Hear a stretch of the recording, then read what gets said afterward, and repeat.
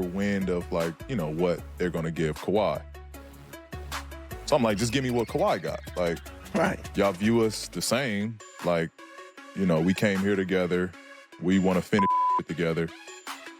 I'll take what Kawhi got. Like, no cool problem. I was cool with that. Like, wow. And we were still taking less. We were taking less. Kawhi took less. I was like, if Kawhi gonna take less, I'm not gonna say I want more than Kawhi. Like, I'm not gonna, like, it's not about me being paid more than him. Like, I'm gonna take what he got. Y'all give him that, give me that. They didn't want to do that. Keyshawn, your reaction to what Paul George said? Man, so if you gave him $150, give me my $150, I'm cool.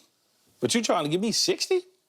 That's what he said. I find that hard to believe. There's a little complicated math because it was basically he'd have to pick up his option, he'd get paid for that, and then the math of what the other years were in terms of the second apron and the taxes. So it's not quite as bad as it sounds. However, how is it not quite as bad? However, no. It's not quite as bad as it sounds because he's not talking about the money he would also get with his opt-in, but it definitely was not an appropriate offer. Regardless, it was not an appropriate But I'm gonna get the opt-in regardless. I want my extension.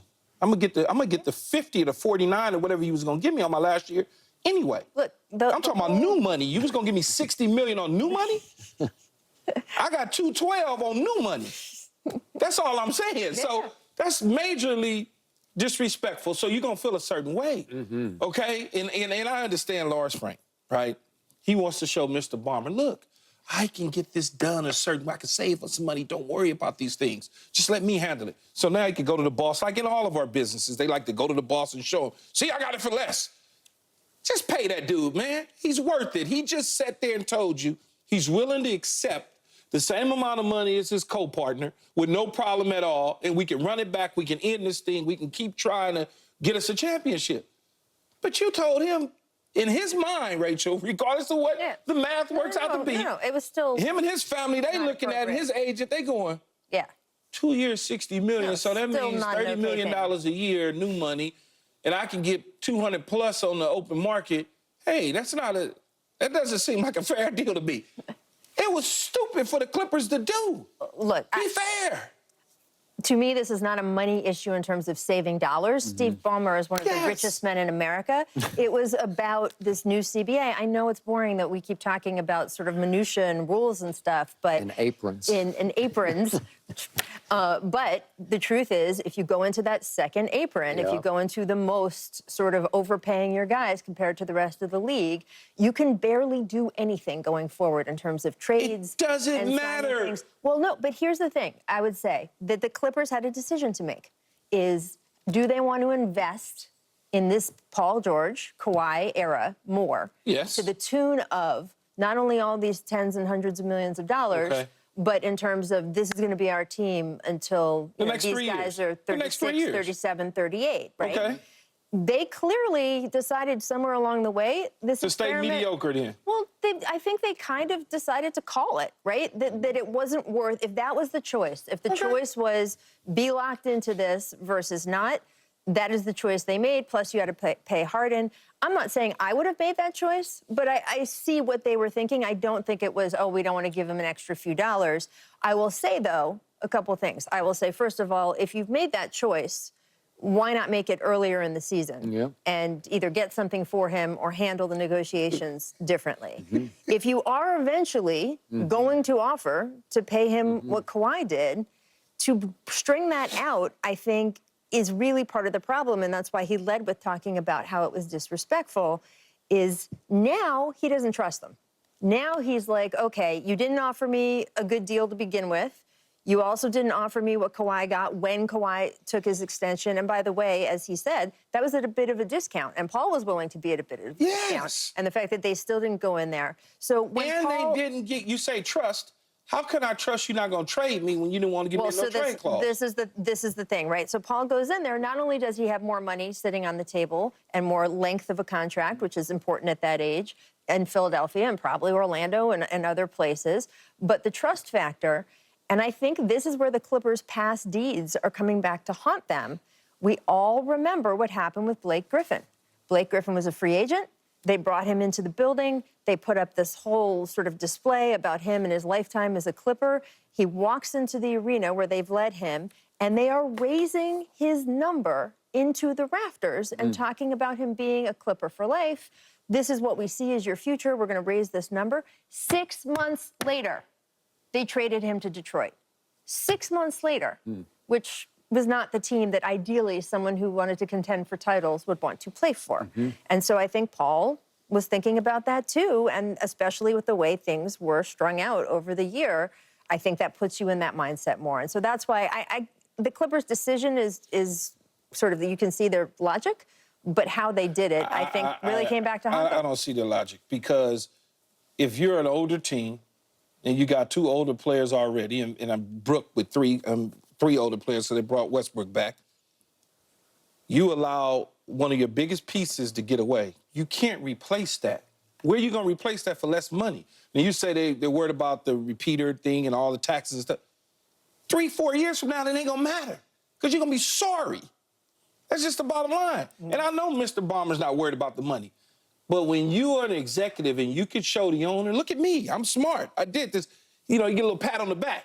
That's what they be thinking about. I see it all the time in professional sports, the industry we work in. Everybody's trying to save dollars that ain't their money. You're trying to build a team to compete right now. You want to put Kawhi around a bunch of young players that don't know how to play? Oh, well. Okay, so here's how I see the truth of what just happened to Paul George. Paul just said in that soundbite we just witnessed and heard, y'all view us as the same. Right. No, they don't, and they never did. It was always Kawhi was number 1 and Paul was 1A. And we talked about Batman and Robin. Well, this was clearly to them a Batman and a Robin. These weren't 2 co-Batmen. This was Batman and Robin. And they told him with their first disrespectful offer, however you want to sort of nuance it, but they just showed him. They just said, you know what? We're good. You should go, whatever you got out there, just take it and go. And I'm not saying that they were right about this, but their attitude toward him has been that from the start. And I definitely think he is a 1A, but he's a really good 1A, as he will prove this year with Joel Embiid. But the point was, Kawhi did take a little less than max. And if you could get them both under your cap at a little less than max, I would rather do that and still have my 1A on my side. Yeah, you still get your 1A. I would still do that. But you do that in November or October or whatever it was. You get that deal done. Don't have me something at 60. Trust me on this. But they don't love Paul's intangibles. They just don't. He's got all kinds of ability. We get that. Just his intangibles, they don't love. And they decided to cut bait with it and bank on Kawhi staying healthy, which is, God bless you, but go ahead. I think the Clippers saw this a little bit as a prove-it year for Paul, just with the injuries he's had. No. I'm not saying that they should have. I'm listening. I'm saying that there was a little bit of a feeling, certainly on the player side, of feeling like, okay, you want to see, is this team really getting, again, when you're talking about possibly committing to this is going to be our roster for the next 3 years because you can't do anything else. You want to know, are these guys going to even hold up? I mean, that would be one of the questions we'd be asking if they re-signed and put themselves in that position. We would say, oh, they're so injured. They've only won, 1 or 2 playoff series since these guys have been together. All that stuff. It's been a disaster. So, it has. So for them to say, we need to see more, again, I understand that thinking. I don't necessarily agree with it, but I also understand how Paul George is like, what are you talking about? This is what I've done. And look, I don't think there's any question that they have seen Kawhi as sort of the number 1, if you want to put it that way. And by the way, Kawhi has a higher ceiling than Paul George. When he's playing at his best, he is one of the best players in the league. Top 3, top 5 when he is playing his best. He's an assassin. I didn't say anything. I'm waiting for Rachel to finish. I didn't say nothing. I hear you. Yes. But Paul George is able to reach a pretty high percentage of what Kawhi at his best can do. And Kawhi is not playing at his best and hasn't for, any long period in a while. He had a few months this season. He did. Sort of but he was the best player in the league for a couple months. But that reliability calls a little bit into question. Again, if you're Paul's side, when he says you looked at us the same, you're right, they didn't. They did not. But his point is, look, I've played more games. I played as a Clipper. He's played wildly more playoff games than Kawhi has. Wildly. As a Look, there's no question that a healthy Kawhi is more desirable than a healthy Paul George. Okay. I'm speaking Paul George's language, though, because I understand what he's saying. You went and approached Kawhi for $150. You gave him $150 when you really probably should have gave him $220. And if you'd have gave him $220 and you'd have gave me $160, guess what? I get that. I get that. We understand. We big boy. We got it.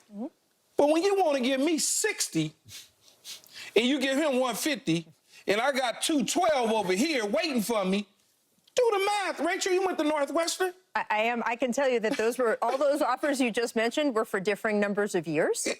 Does it I'm just matter? saying. That's not the way we look at it. But you can't compare 221 to even 150 when one's a 4-year deal and one's a 3-year deal. We don't look But at it that way as security- athletes. We Yes. look at the security. No, the security the is belief in absolutely me there. that I'm going to stay healthy. I'm going to do all these things. Yeah. Okay. If you gave me a 2-year, 60, and you gave him a 3-year, 150, that's lopsided. Again, I'm not saying that You was the didn't, right you didn't offer. say 3 years, 120. Yeah.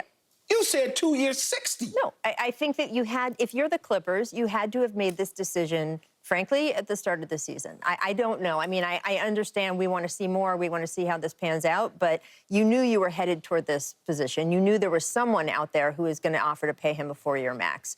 So I just feel like the decision could have been made earlier, and they could have either decided to keep him for, again, less than he could have stayed for, or they could have decided to do something with him. I don't know if mathematically, if Paul George and James Harden became either or for them. Like they jumped and re-signed Harden at 2 years, 35 a year, 2 years, 70, right? And what if they had done Paul for 3 for 150? What if they had the Coes? I think they still was going to be able to do. Would they have money? Would they have the ability to wedge in a Harden at another 35? I don't know. I mean, then you're looking at if you do that, and I don't know if they would. I don't know if they would have done quite as much for Harden if they had also had Paul George, but who knows?